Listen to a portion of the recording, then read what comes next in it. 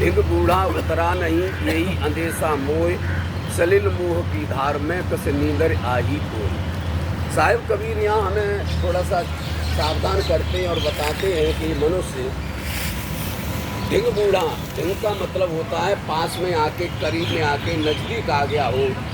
जैसे कोई व्यक्ति हो बड़े दरियाओं को पार करता करता करता किनारे पे आ गया हो, और जहाँ पार होने की जगह पे आ गया हो, निकट आ गया हो, और वहीं वो डूब जाए तो थोड़ा सोचने की बात पड़ती है। क्यों, पूरा दरियाव तो उसने पार कर लिया, अब क्या थोड़ा सा, जैसे भाई साहब बैठे इतनी दूर की जगह रह गई है और हम आके वहीं किनारे पे डूब जाते हैं। तो साहिब कहते हैं ढिग बूढ़ा उतरा नहीं।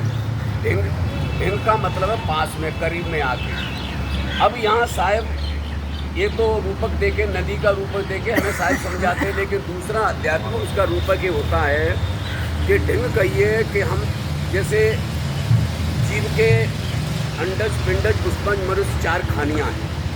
ये जीव के आने जाने के, जन्म लेने के, देह धरने के, देह छोड़ने के 4 मार्ग हैं, जिसको हमारी रामायण के अंतर्गत लख 84 कहा गया है। लख 84 का अर्थ लोग दूसरी भाषा में खींच के ले जाते हैं, वो कहते हैं 84 लाख योनियों में जीव जाता है, लेकिन इसका ये अर्थ नहीं है। अर्थ बिल्कुल साफ है।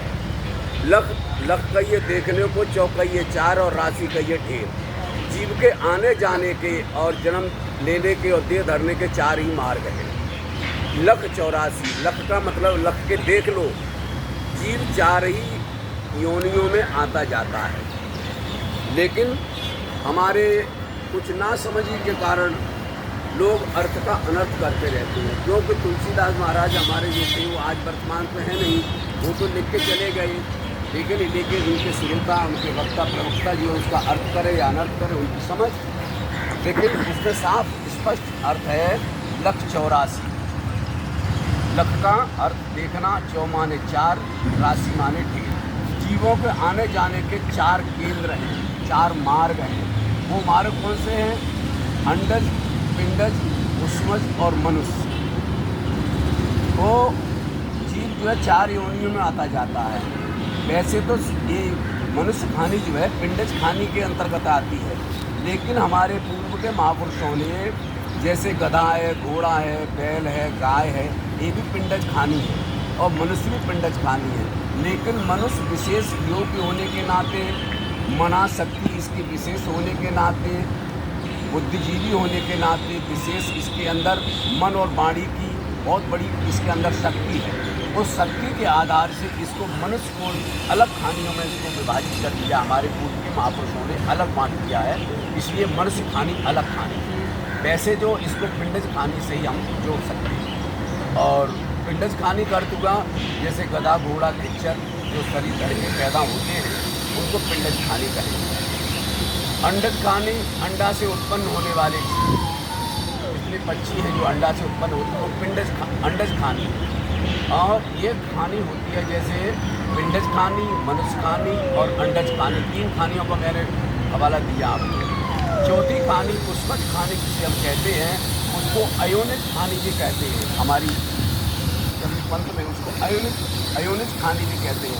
अयोनिज खानी का मतलब होता है कि बिना माँ बाप के संबंध हुए बिना वो जीव जो है अपनी कर्म वासना से ही, कर्मों की प्रबलता के नाते ही वो देह को धर लेते हैं। यानी कहने का मतलब है जैसे ये शरीर है, मनुष्य का शरीर है और जीवों का शरीर है, गर्भाधान करने पर बनता है, लेकिन वो कीड़े मकोड़े ऐसे होते हैं, सूक्ष्म होते हैं, सूक्ष्म होते हैं, उनको वो अपनी कर्म वासना से देह को धर लेते हैं। वहाँ कोई इस तरह का विधान नहीं है, गर्भाधान का कोई विधान नहीं होता है। तो वो पुष्पज खानी, वो इस तरह से 4 खानियों में भी खाता जाता है। लेकिन सतगुरु कबीर यहाँ हमें फिर जगाते हैं, कहते हैं ढिग बूढ़ा उतरा नहीं। ढिग का मतलब ये है कि हम करीब में आ गए हैं, हम तीनों खानियों को भोगते भोगते भोगते भोगते चौथी खानी मनुष्य की खानी में हम अभी वर्तमान में हैं। आप सब भी मनुष्य खानी की योनि में हैं, हम भी मनुष्य खानी की योनि में ही हैं। अभी हमारे पास 3 खानियों का कोई जाति बंधन नहीं है, अभी हमारे पास 3 खानियों का बंधन नहीं है। हम तीनों खानियों से छूटे, मनुष्य चौथी खानी में हम बैठे। लेकिन सिलसिला भी यहाँ से शुरू होता है। सिलसिला कहाँ से शुरू होता है कि ये हमें जो मनुष्य देह मिली है, ये हमारे प्रारब्ध का वेग है, प्रारब्ध के बल से मिली है। कोई शुभाशुभ कर्म हमारे जीवन का उदय हुआ है, तब हम मनुष्य देही को प्राप्त हुए। और मनुष्य देही को प्राप्त होना, वास्तविकता तो ये है कि मनुष्य से बढ़कर कोई प्राणी है नहीं, क्योंकि संसार के जितने भी प्राणी हैं, सभी प्राणियों को, बड़े से बड़े, जितने भी बड़े से बड़े जीव हैं, उन सबको अपने बस में किया हुआ है मनुष्य, अपनी बुद्धि और विवेक के आधार पर। इसलिए मनुष्य खानी सबसे उत्तम खानी, श्रेष्ठ खानी है। तो साहिब कहते हैं कि आप ऐसी जगह पे आ गए हैं जहाँ से आप क्या कर सकते हैं, अपने उद्धार का, अपने कल्याण का मार्ग तय कर सकते हैं। क्यों? तीनों खानियों का तुम्हारे पास कोई बंधन नहीं है, लेकिन मनुष्य इस खानी को प्राप्त करके, इस देह से हम प्रारब्ध को भोगते भी हैं।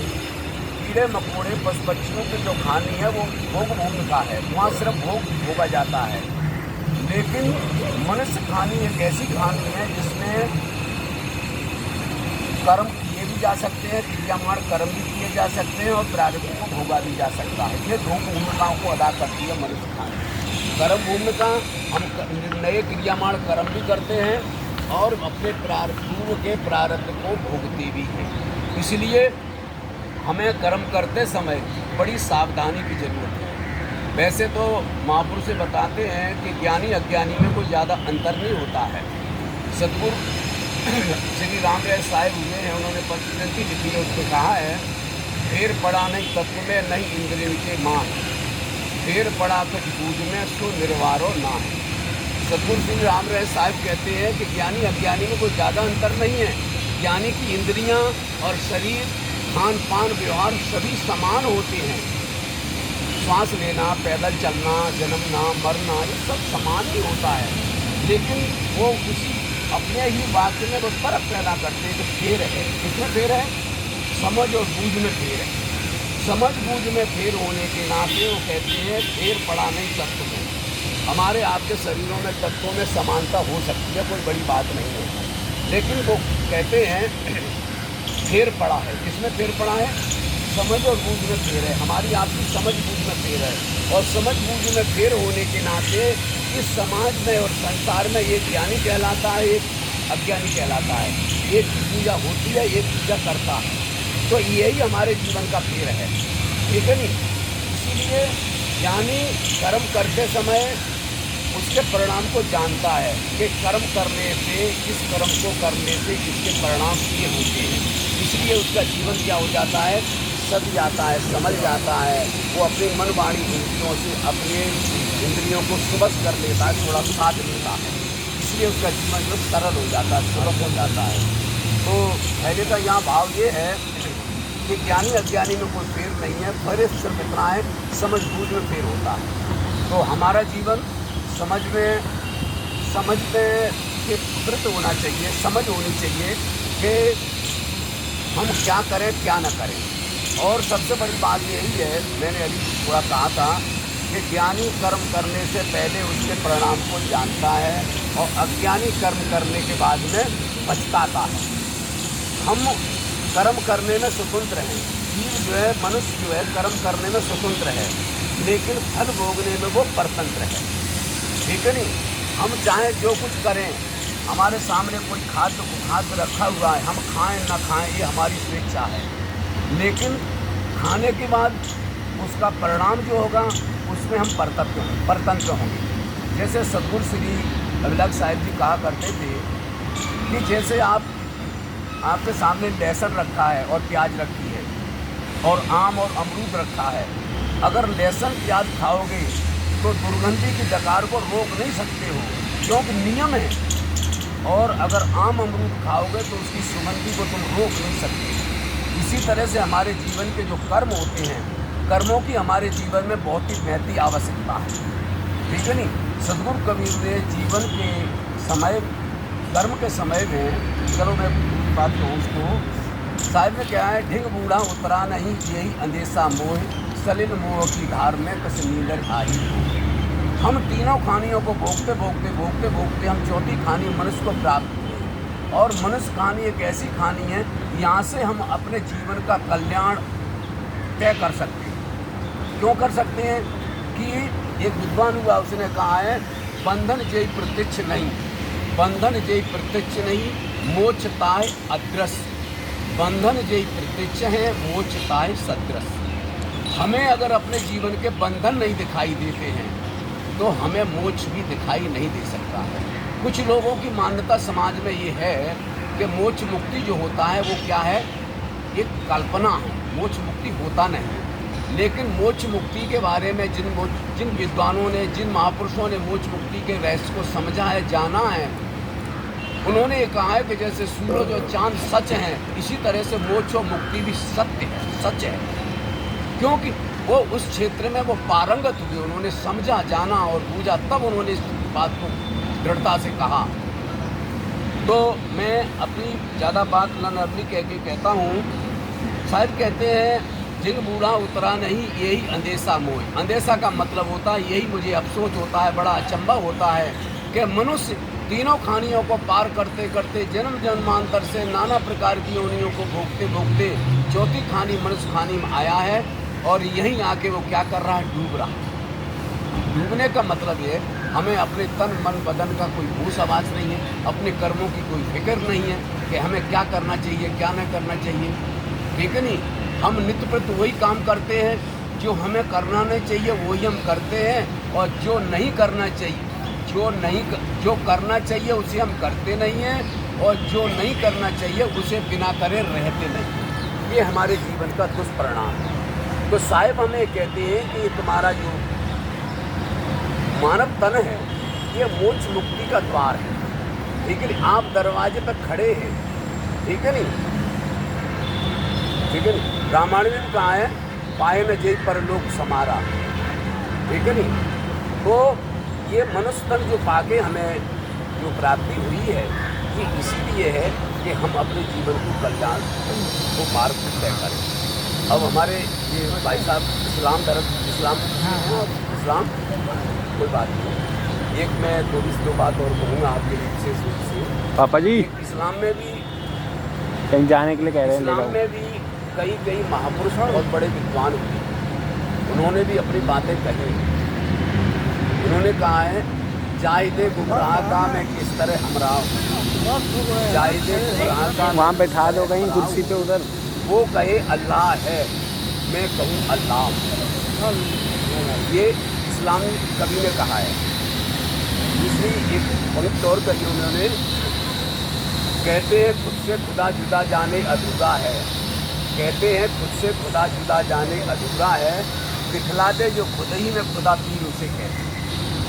खुद ही में खुदा, ठीक है नहीं। लोग कहते हैं कि खुदा दिखाई नहीं देता, लोग कहते हैं कि खुदा दिखाई नहीं देता, और विद्वान कहते हैं कि खुदा दिखाई देता है जब कुछ नहीं दिखाई देता।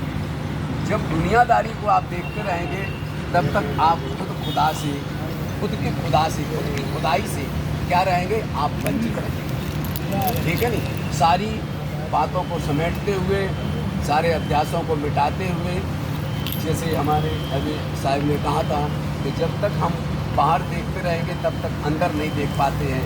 जब बाहर का देखना सुनना जब हमारा बंद हो जाता है तब हम अंदर की तरफ देख पाते हैं, और हमारा जो आपा है, हमारी जो अंतर आत्मा है, यही सर्वोपरि है, यही सबसे महत्वपूर्ण सत्ता है। बोलिए सद्गुरुदेव की साहिब।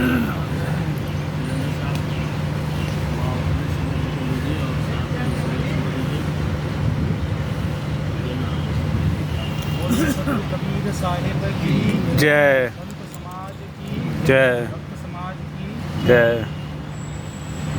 गुड मंगल में संत समाज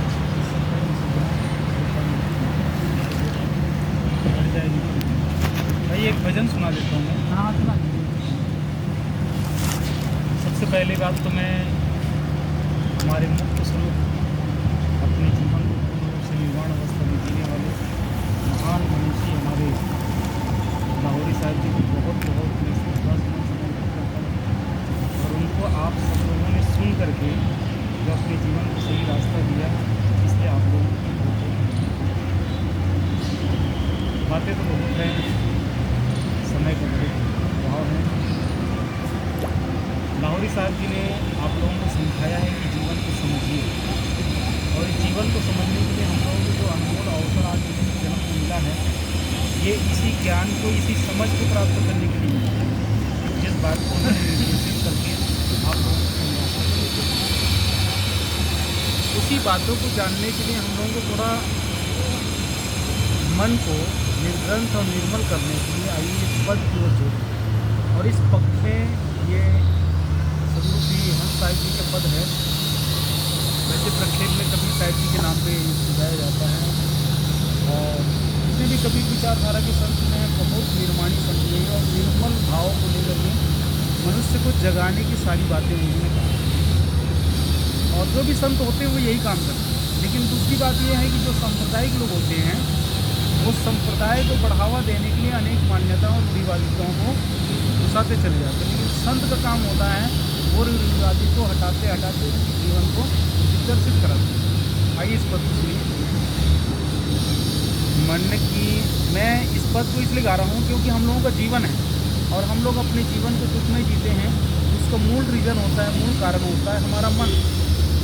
मैं कई बार अपने बोलने में कहा करता हूँ कि हमारे दुख का कोई कारण नहीं, कोई ग्रंथ कारण नहीं, कोई मंदिर कारण नहीं, कोई मस्जिद कारण नहीं है, कोई कर्मकांड कारण नहीं है, कोई इबादत और पूजा कारण नहीं है। हमारे कोई दुख का कारण है तो हमारे आप सबका मन ही कारण है।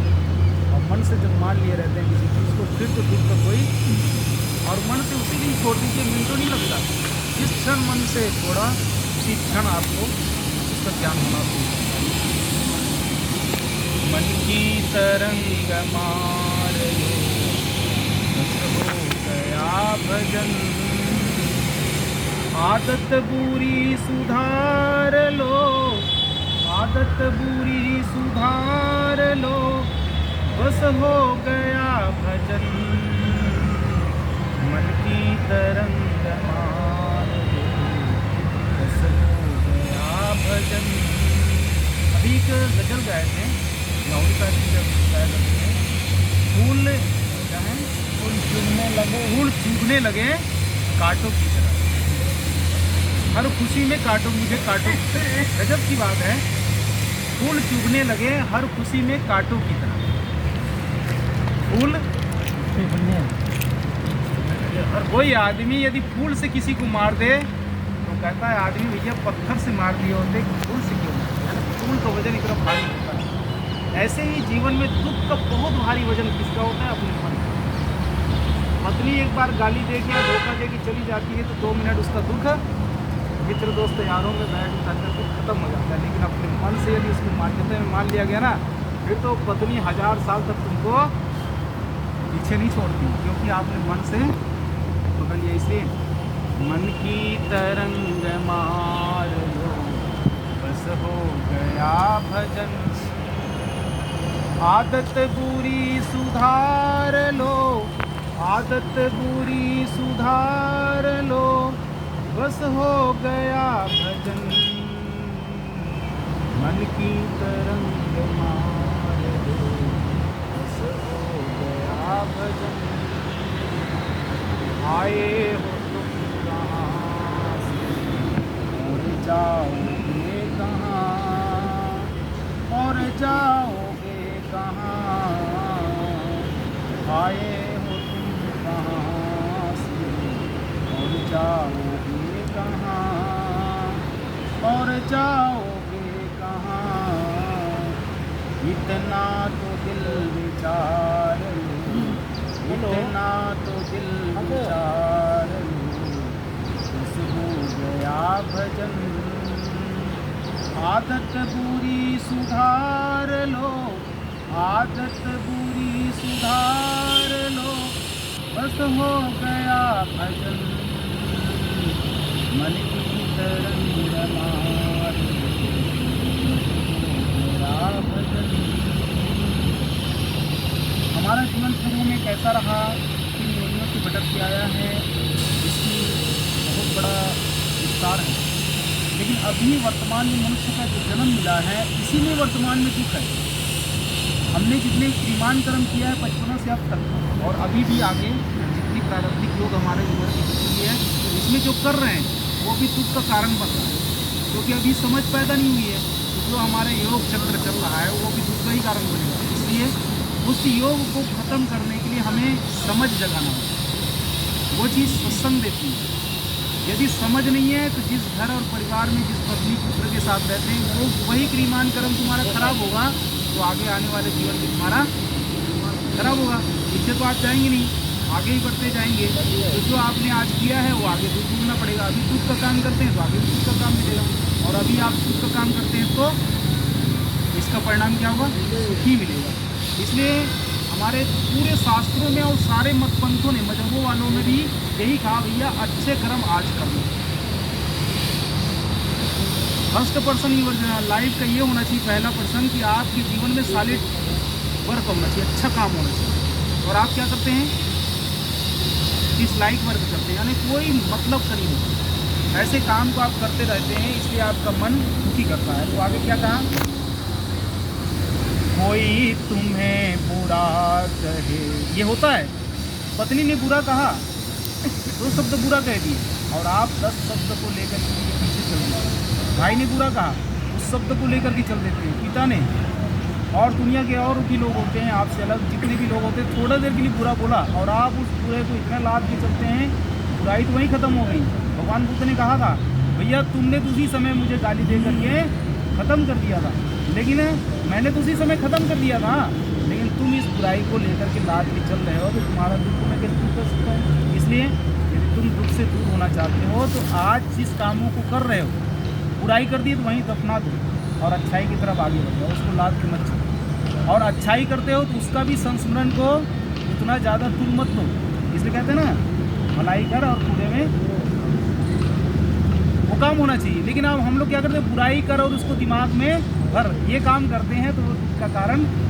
इसलिए कोई तुम्हें बुरा कहे तू सुन कर क्षमा, तू सुन कर क्षमा, वाणी कसर संहार लो, वाणी कसर संहार लो, बस हो गया भजन, मन की तरंग मार लो, बस हो गया भजन, आदत बुरी सुधार लो। शर्त है जीवन का, भजन भी यही कह रहा है, जीवन का शर्त है कि जितनी आदत बुरी है उसको आज अभी इसी समय साध्य साधु समागम, अभी इसी समय साधु का समागम कर लीजिए, यानी अच्छे विचारों का समागम अपने जीवन में कर लीजिए। फिर कल आपके हाथ में काल करे सो आज करे सो अब बल में परलय हो, ये घोरी करेगा। मन की तरंग मार लो, बस हो गया भजन, आदत बुरी सुधार लो, बस हो गया भजन, नेकी सभी के साथ में बन जाए तो करो। हम क्या करते हैं? यदि हिंदू हैं तो मुसलमान को मार के राजी, और मुसलमान है तो, और हिंदू हैं तो बकरे को मार के राजी, और मुसलमान है तो गाय को। बताइए क्या होगा काम? फिर धर्म कहाँ रह गया? और इसी धर्म के नाम पर ही सारा काम हो रहा है। फिर मन और जीवन छूट गया, धर्म और धर्म में परिवर्तन होकर के वो दिमाग में बोझिल हो गया, और सारे मंदिर मस्जिद गुरुद्वारे सब किनारे हो गए, सबको ताक के रख दिया गया, और जीवन को कर लिया बर्बाद, और झंडा उठा लिया किसका? धर्म का। और प्रत्यक्ष अधर्म हो रहा है। मैंने अपने एक कबीर नीति मेरी पुस्तक है, तो उसमें मैंने इसको स्पष्ट लिखा है, जितने मुल्ला मौलवी और पादरी और पंडित हैं, और उसमें साधु समाज भी है, तो उन लोगों ने क्या कहा? फलानी चीज़ को मान लीजिए, भले पूरे काम कर लीजिए। कैसे धर्म का जामा पहना करके रख रहे हो? कैसे इंसान को मुक्ति का रास्ता दिला रहे हो? कैसे खुदा गाड ईश्वर तुम्हारे परमात्मा और कुछ होंगे? इसलिए सदगुरु कबीर का पद बहुत सुंदर ढंग से, सब घट मेरी साइयाँ सुनी सेजना, सब घट मेरी साइयाँ, यानी जितने घट है प्राणी हैं उसमें मैं बसता हूँ। और इसी बात को खुदा भी कहता है ना, अल्लाह भी कहता है, जर्रे जर्रे में तो मैं ही निवास करता हूँ। फिर बकरे मुर्गे में क्या हो गया? वो नहीं रहता है क्या? जिसके गर्दन की खसी करके तुम चाह रहे थी धर्म की स्थापना। इसलिए नेकी सभी के साथ में बन जाए तो करो, बन जाए तो करो, मत सिर बदी का भार लो। यानी आपके लिए कहा है, यदि आप किसी को गाली देते हैं, कटु कहते हैं, किसी के हक को मारते हैं, तो सोचिए बदी का कर्म हुआ कि पुण्य का काम हुआ, नेकी का काम हुआ? बदी का ही हुआ ना, पाप का हुआ ना। और हम लोगों ने क्या किया, इस मस्जिद की वजह से किसी हिंदू की गर्दन को काट दी, इस मंदिर की वजह से किसी मुस्लिम की, वो बदी हुआ कि नेकी का कर्म हुआ? बदी का हुआ। ऐसे ही घर है, अपने परिवार को खुश रखने के लिए हम पड़ोसी को सताते हैं, अपने एक बेटे को खुश करने के लिए एक दूसरा बेटा है उसके साथ दुर्व्यवहार करते हैं, अपनी पुत्री को खुश करने के लिए अपनी माँ के साथ दुर्व्यवहार करते हैं। इसलिए सास बहू का, पिता पुत्र का मामला ही एकदम पूरा नरकमय है, पूरा जिंदगी ही नरक का है। और इधर क्या चाहते हैं, सुख चाहते हैं। सुख का माध्यम आपके घर में ही है। कबीर साहब ने इसीलिए कहा है, प्रेम न बाड़ी उठे प्रेम न हाट बिकाए, राजा प्रजा जेल से शीश दिए ले जाए। जो अहंकार को मिटा देता है, किसका? अपना।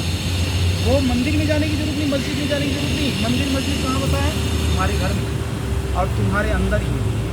और हमने कि अभी अब सुन रहे थे, कहता है खुदा खुद से दिखला दे खुदा अपने आप में। ये बात आई ना, हम तो जुदा नहीं समझते, हम तो अपने आप में समझते, इसलिए अनलहक की बात आई। किसी फकीर ने कहा अनलहक हो गया हूँ, उसने कहा अनलहक को मैं जानता हूँ। अनलहक की जब उसने गीत गाया तो राजा ने उसको बंदी बना दिया। तो कैसे अनलहक हो सकता है? तो कैसे खुदा हो सकता है? खुदा तो हमारा कोई और दीवार में बैठा है, वो खुदा होगा, तुम कैसे हो सकते हो? यानी उस फकीर की गर्दन उड़ा करके हम खुदा की इबादत चाहते हैं। हम किसी पंडित यानी संत को सता करके हम किसी मंदिर में भगवान की इबादत करते हैं, प्रार्थना करते हैं। कैसे मंदिर और मस्जिद और कैसे भगवान, कैसी इबादत? सदगुरु कबीर कहते हैं हट घट में वही साईं रमता है। और उसके लिए क्या करना पड़ेगा? नेकी का करना।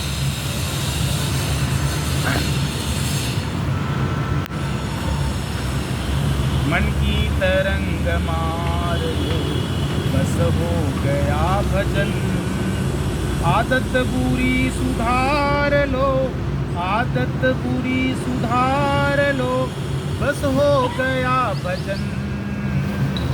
मन की तरंग मार लो, बस हो गया भजन।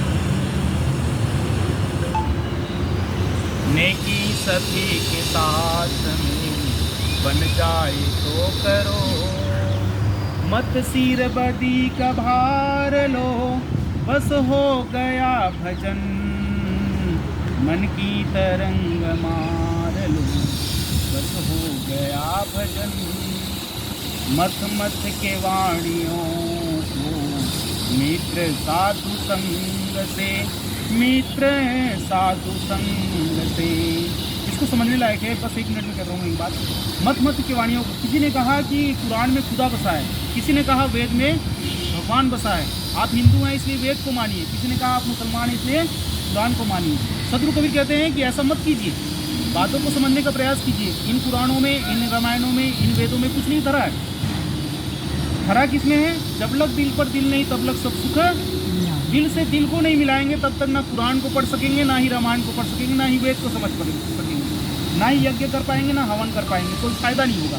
यदि दिल से दिल को मिटा दिया, दिल से दिल में दीवार पैदा कर दिया, तो तुम्हारा धर्म कोई फायदे का नहीं होता। इसलिए कोई क्या कहता है उसको समझने का प्रयास कीजिए। खुदा कहीं मस्जिद में नहीं है, ना ही भगवान कहीं मंदिर में है। यदि ये दोनों हैं तो हर इंसान के दिलों में है। इसलिए मत मत के वाणियों को मित्र साधु संग से, मित्र साधु संग से, निकाल सार सार लो, निकाल सार सार लो, बस हो गया भजन। आदत बुरी सुधार लो, सांप्रदायिक आदत, मजहब की आदत और अपनी गंदी बुरी आदत। मन की तरंग मार लो, बस हो गया भजन। आदत बुरी सुधार लो, बस हो गया भजन। इस जगत का करता भला, देखा है तू कहाँ, देखा है तू कहाँ। एक बात और बता दूँ, किसी ने आज तक ना तो अल्लाह को देखा, न किसी ने भगवान और परमात्मा को देखा। हम लोग भी कहते थे परमात्मा, अभी हम लोगों ने कहना कभी परमात्मा। ऐसे शब्दों का उच्चारण तो आसानी हो जाती है, लेकिन इसके पीछे सारी कल्पना जुट जाती है। वैसे आत्मा जब परम हो जाता है, श्रेष्ठ हो जाता है, उसी आत्मा को परमात्मा कहा जाता है। और ये कब? जब तक ये जीवित है तब तक। और जब ये मर के चला जाता है, आत्मा परमात्मा हो गई, तो श्रेष्ठ अपने गुण में, अपने निर्वाण अवस्था में हो जाता है, मुक्त हो जाता है। फिर उसकी महिमा गाने की जरूरत नहीं। आप अपनी महिमा को बखान अपने खुद कीजिए, अपने आचार विचार को शुद्ध कीजिए, आपकी महिमा सदा सनातन हो जाएगी। हम ये काम नहीं करते और जगत की कर्ता धर्ता को ढूंढना शुरू कर देते हैं। इसलिए हमें ढूंढने की जरूरत है अपने माता पिता गुरुजन अतिथियों में। हम इसको काम नहीं करते, जीवित में नहीं ढूंढते, लेकिन मुर्दा का काम सारी दुनिया ने यही काम किया है। मुर्दे को ही पूजना शुरू किया है। इसलिए हमारा धर्म मुर्दे में ही बदल गया, यानी हमारा जितना भी धर्म है वो सब मुर्दा खोर हो गया, जीवित धर्म नहीं हुआ। इसलिए कबीर का धर्म जीवंत धर्म है, इसलिए पूरी दुनिया मानती है। कोई यदि सच्चा इंसान हुआ है तो कौन हुआ है?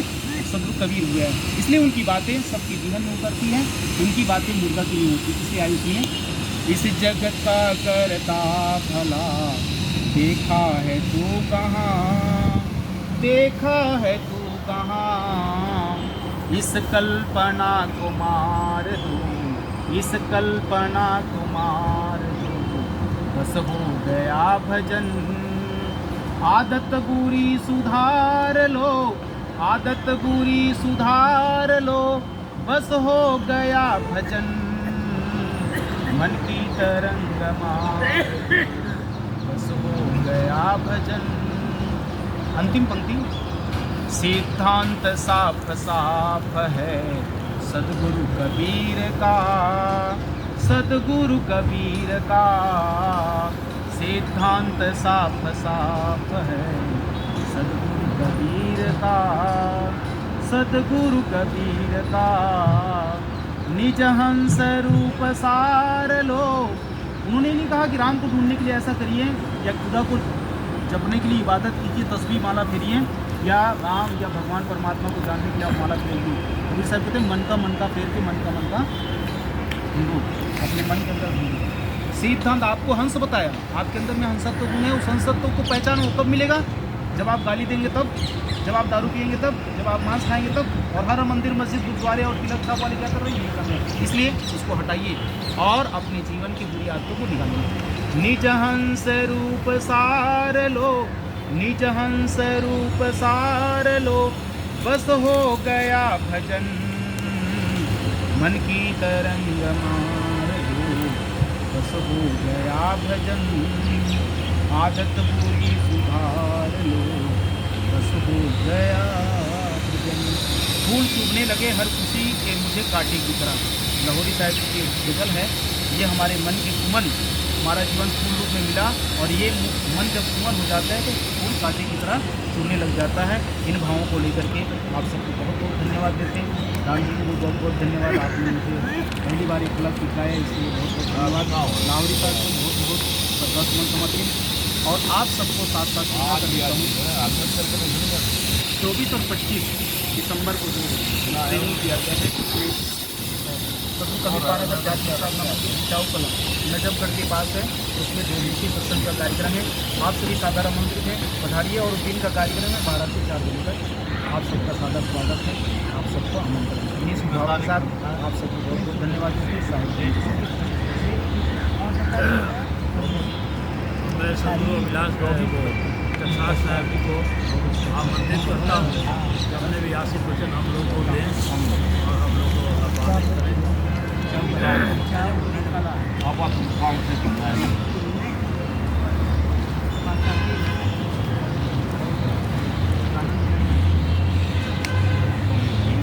मेरा बेटा बोलता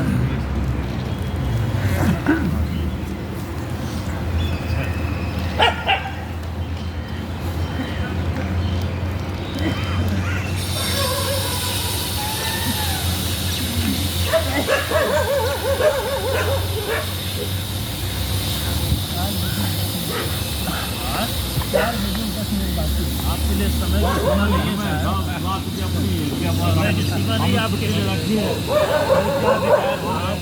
छुट्टी जाने कोई ना है आज। आपके आशीर्वचन सुनने के लिए सब लोग बैठे हैं। ठीक है।